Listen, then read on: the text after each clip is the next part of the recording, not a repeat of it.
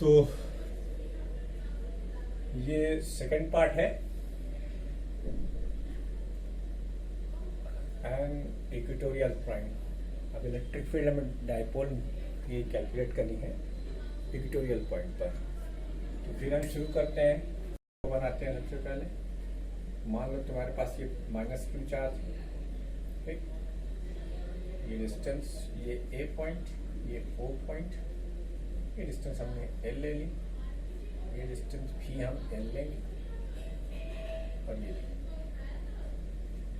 ये प्लस। बेटा ये लाइन एक्सियल है, ये लाइन इक्वेटोरियल है। हम दो फिगर बनाएंगे ताकि आप अच्छे से समझ पाए। इसके मिड पॉइंट से हम इस आर डिस्टेंस पर देखना चाहते हैं कि ये डाइपोल के फील्ड क्या है, ठीक है। I am interested in calculating what is the electric field due to this dipole arrangement on this equatorial line at a distance r from point O. Suppose that this is point P. मान लेते हैं ये point हमारा P है, okay? तो the procedure is same, the same procedure.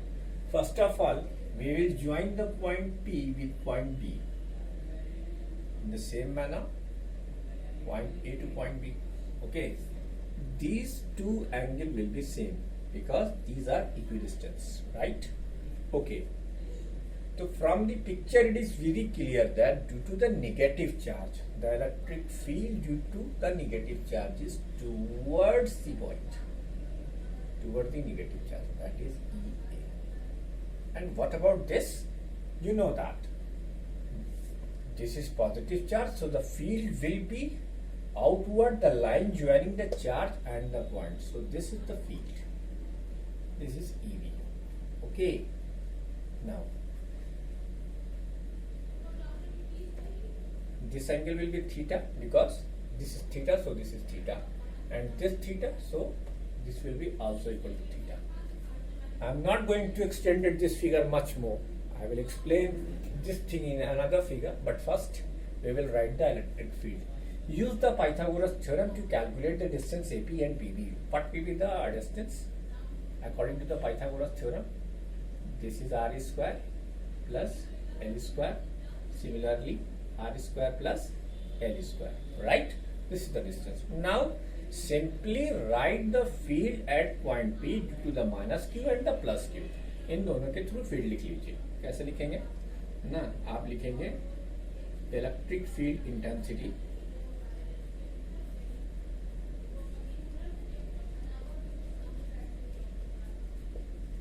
at point P due to minus q charge. तो formula आपको पता है 1/4πε0 q अपॉन आर स्क्वायर। तो यहाँ आर तो है नहीं, हाँ under root R square plus L square distance है, तो हम ई ए की वैल्यू लिख लेंगे 1/4πε0 q upon under the root R square plus L square. ये टूवर्ड्स ए भी लिख दो, कुछ घटने वाला नहीं है। इन द सेम लाइन अब इसके थ्रू इलेक्ट्रिक फील्ड लिखी जाएगी, इलेक्ट्रिक फील्ड इंटेंसिटी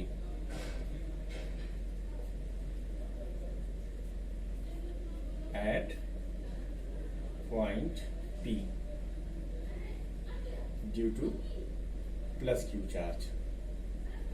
लिख दे भैया, जैसा वाइट छोटा कर देते हैं। ई बी की value 1/4πε0 q upon under the root R square plus L square away from B, जैसा कि आपको फिगर से दिख रहा है, अवे फ्रॉम बी। अब दोनों की फील्ड हमने लिख ली है, ठीक, ये भी लिख ली, ये भी लिख ली। अच्छा, उस डेरिवेशन में और इस डेरिवेशन में एक डिफरेंस देखो क्या है। उसमें ये अलग अलग था, इसमें ये सेम है, यानी मैग्नीट्यूड के टर्म्स में EA और EB बराबर है। अब इस फिगर को हम यहाँ फिर से बना रहे हैं। जगह की तंगी है, इसलिए जितनी कम जगह लगे उतना अच्छा है, ताकि एक बोर्ड पर आपका डेरिवेशन कंप्लीट हो जाए, ठीक है।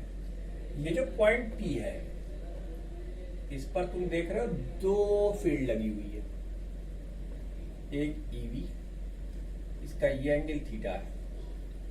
तो अब एक बात बताओ, वेक्टर है, ये बेस लाइन है क्योंकि थीटा इस पर इंक्लाइंड है, इससे इंक्लाइंड है। तो अब ईवी के दो कंपोनेंट होंगे, एक तुम्हारा कंपोनेंट होगा ईवी कॉस थीटा और एक कंपोनेंट होगा ईवी साइन थीटा। बोलो भाई, ठीक। पहले हमने ईवी की लिखी। अब इसी पॉइंट पी पर ये भी लगा हुआ है, ठीक। और इसका एंगल क्या है? ये भी थीटा एंगल है। तो जाहिर सी बात है ई ए के भी दो कंपोनेंट होंगे। अब ये बेस लाइन इसके लिए भी है, तो इसका जो वर्टिकल कंपोनेंट होगा वो तो इस डायरेक्शन में होगा, यानी ई ए साइन थीटा। लेकिन इसका हॉरिजॉन्टल कंपोनेंट इस डायरेक्शन में होगा, तो ये हो जाएगा ई ए कॉस थीटा, है ना। अच्छा, अब इसी फिगर के आगे प्रोसीड करना है। अब इस फिगर में एक बात गौर से देखो, लिखना है इसी के आगे। ये करने के बाद आपको ये पूरा ये फिगर फिर से बना लेना है, ठीक है। फिगर इसी के बगल में बनाइएगा। अब आगे कैसे प्रोसीड करेंगे? Since mod of E A is equal to mod of E B. देख लो भैया यहाँ से, सॉरी ये इसका भी स्क्वायर है, तो ऑब्वियस सी बात है ई बी साइन थीटा और E A sine theta cancel हो जाएंगे। Hence E A sine theta and E B sine theta will cancel each other। अब साहब ये तो कैंसिल हो गया, बचा क्या आपके पास? ये देखो, ए बी कॉस थीटा और ई ए कॉस थीटा। तो net field at point P, E P की value E A cos theta plus E B cos theta. Clear? तो अब चूंकि मैग्नीट्यूड के टर्म्स में बराबर है, तो आप एक ही बार लिख ले सकते हैं, या जोड़ लेंगे दोनों को। तो आप लिख सकते हैं 2 times E A cos theta, यानी 2 times 1/4 pi epsilon 0 Q upon R square plus L square. क्योंकि बेटा अंडर रूट पर स्क्वायर चढ़ा हुआ है तो कैंसिल हो जाएगा। कॉस थीटा, और कॉस थीटा इसमें डिफाइन कर लें। कॉस थीटा की वैल्यू होती है बेस अपॉन हाइपोटेन्यूज। तो बेस क्या है? एल है, और हाइपोटेन्यूज क्या है? Under root R square plus L square, R square plus L square. ठीक, अब जरा गौर से देखो, 2QL क्या होता है? ये डाइपोल मूवमेंट, तो डाइपोल मूवमेंट आ गया। ठीक, यहाँ पे फिर से पिक्चर में कौन आ गया? डाइपोल मूवमेंट, यानी 1/4 pi epsilon 0 P upon 1 power, ये 1 पावर है और ये हाफ पावर है। तो कितना हो गया ये टोटल? 1/3/2 पावर, यानी हम लिख सकते हैं R square plus L square की पावर 3/2। अब इफ आर इज मगरमच्छ ग्रेटर देन एल, तो ये नेग्लेजिबल हो जाएगा। जब ये नेग्लेजिबल होगा तो ईपी की value 1/4 pi epsilon 0 P upon R square की पावर 3/2। बच्चों 2 से 2 कैंसिल। एक बार से देखो फिर हमारे पास क्या रिजल्ट आया? 1/4 pi epsilon 0 P upon R cube, यानी E equatorial directly proportional to 1/r cube. लेकिन एक महत्वपूर्ण रिजल्ट है, खैर नोट करिए, बताता हूं।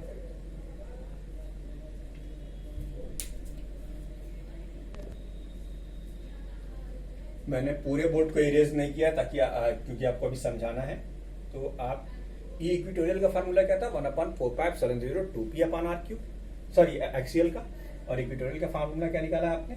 EP is equal to 1/4 pi epsilon 0 p upon R cube.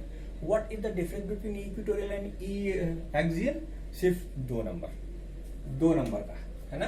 तो हम यहाँ पर एक निष्कर्ष पर पहुंचते हैं कि ई इक्विटोरियल ई इक्विटोरियल को अगर 2 से मल्टीप्लाई कर दोगे तो तुम्हें ई एक्सियल मिल जाएगी ड्यू टू डाइपोल। अच्छा, इसको बाद में लिखना। एक कहानी पहले तुम, जाहिर सी बात है क्यूब है तो ग्राफिकल अप्रोच जब दोगे तुम इसको तो सेम वही पैटर्न जो कि तुमने एक्सियल के लिए लिखा था वही पैटर्न तुम इसके लिए भी लिख दोगे। ये लिख दो पैटर्न ये, और थोड़ा स्टीपल लो कर यार, रुको ये करने यहाँ बना देते हैं, थोड़ा बड़ा बनाएंगे, बड़ा है तो बेहतर है। ठीक है बाबू भैया, ये सीधी लाइन नहीं है, ये हल्की सी टेढ़ी होती जाएगी। ठीक, लेकिन कृपया इस लाइन से या इस लाइन से मिलाने की गलती ना कर दीजिएगा, ई और आर के बीच का ये ग्राफ। ठीक है, तो ये 2 इंपॉर्टेंट डेरिवेशन थे, आपको जरूर प्रैक्टिस करना चाहिए। इलेक्ट्रोस्टैटिक्स के पहले 2 इंपॉर्टेंट डेरिवेशन यही 2 हैं। ठीक है, इसके आगे हम बढ़ते हैं, इसे आप नोट कीजिए।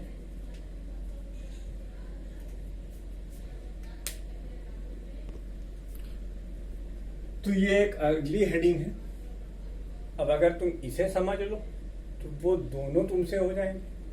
ठीक है, electric field intensity due to dipole at a general point. General point का मतलब यहां पर ये है कि हमने ना उसे इक्वेटोरियल लाइन पर लिया है ना उसे एक्सियल लाइन पर लिया है, बस वो कहीं भी हो सकता है पूरे इसके बोर्ड के प्लेन में और स्पेस में हो, 3D स्पेस में कहीं भी हो सकता है। लेकिन हमने यहाँ पर ये मेंशन कर दिया है कि ना वो इक्वेटोरियल लाइन पर होगा ना वो एक्सियल लाइन पर होगा। देखो, तो मानो कि तुम्हारे पास वही अपनी एक कहानी है पुरानी वाली। ये माइनस क्यू चार्ज जो ए पॉइंट पर रखा है ये ओ है, ये प्लस क्यू चार्ज ये बी पॉइंट पर रखा हुआ है, ई डिस्टेंस भैया एल है, ई बी डिस्टेंस भैया एल है। ये लाइन होती तो एक्सियल, ये लाइन होती तो इक्वेटोरियल। ऐसा कोई राग नहीं है। इस बार हमने ये जो पॉइंट है वो यहां लिया है, ये पॉइंट, ये देखिए, ये आ अब ना ये इक्वेटोरियल पर है और ना ये एक्सियल पर है, ये इस बोर्ड के प्लेन में थीटा एंगल पर झुका हुआ आर डिस्टेंस पर एक पॉइंट है पी। इस पॉइंट पर आपको इस डाइपोल के 2 चार्जेस के through combined effect of electric field देखना है, कैलकुलेट करना है। बहुत आसान है। देखो बेटा, इस लाइन को मिला दो, इस लाइन को मिला दो। ठीक, अच्छा, अब तुम ये कहो कि मान लेते हैं कि इस लाइन से जो इलेक्ट्रिक फील्ड है इस पॉइंट पी पर वो बीटा एंगल बनाती है। कितना एंगल बना रही भैया? Beta angle. ठीक, अब ये तुम्हारी ई है नेट ई बी, इसके 2 कंपोनेंट होंगे, एक अलोंग द लाइन और एक परपेंडिकुलर टू द लाइन। मैंने 11 से ही आपको समझा के रखा हुआ। यहाँ हॉरिजॉन्टल और वर्टिकल के चक्कर में कभी ना पड़िएगा। आप जब भी पढ़िएगा बेस लाइन कंपोनेंट और परपेंडिकुलर कंपोनेंट के चक्कर में पढ़िएगा तो आप कभी भी कंफ्यूज नहीं होंगे। ठीक है, ये हो गया। तो साहब ये हो जाएगा आपका ईपी कॉस बीटा और ये हो जाएगा ईपी साइन बीटा। ठीक है भाई, ईपी के 2 कंपोनेंट। अच्छा, अब एक चीज मुझे और बताओ, माइनस क्यू से प्लस क्यू डाइपोल मोमेंट की डायरेक्शन क्या होती है? माइनस क्यू से plus Q.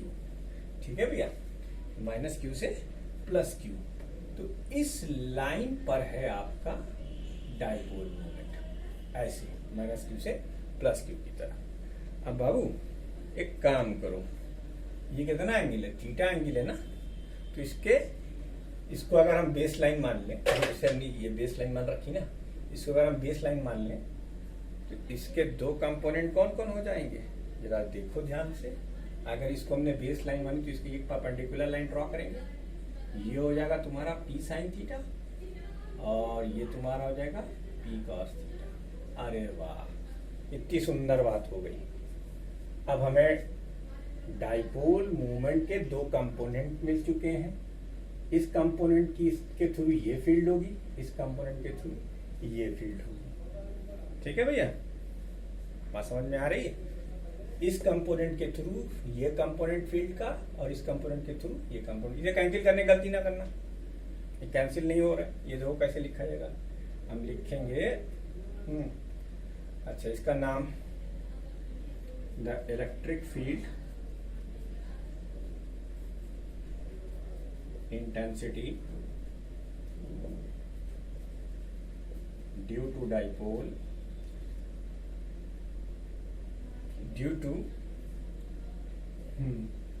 Dipole along OP, ये हो जाएगा EP cos beta.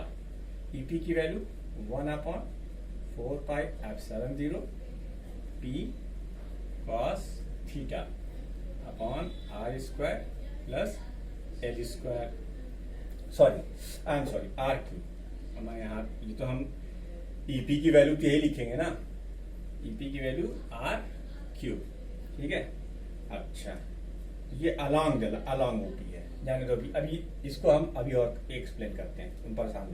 P cos theta, लेकिन यहाँ 2B तो रहेगा क्योंकि ये एक्सियल लाइन है, ठीक। अब ये इक्वेटोरियल लाइन हो जाएगी। The electric field intensity due to dipole perpendicular to OP, ये हो जाएगा E